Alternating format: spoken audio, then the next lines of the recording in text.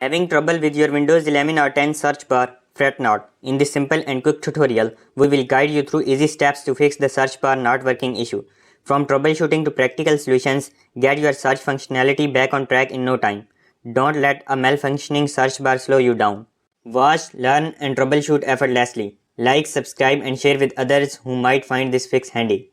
To fix the search bar not working in Windows 11 or 10, Step 1. Restart your computer. Step 2. Check for and install Windows updates. Step 3. Run the Windows Search Troubleshooter in Settings, then System, then Troubleshoot, then Other Troubleshooters. Step 4. Rebuild the search index in Control Panel, then Indexing option, then Advanced, then Rebuild. Step 5. Restart the Windows Search Service in services.msc. Step 6. Check for third-party software conflicts. Step 7. Reset the Windows search feature using PowerShell. Open PowerShell as an administrator and then enter the following command. Step 8. Consider creating a new user account if the issue persists.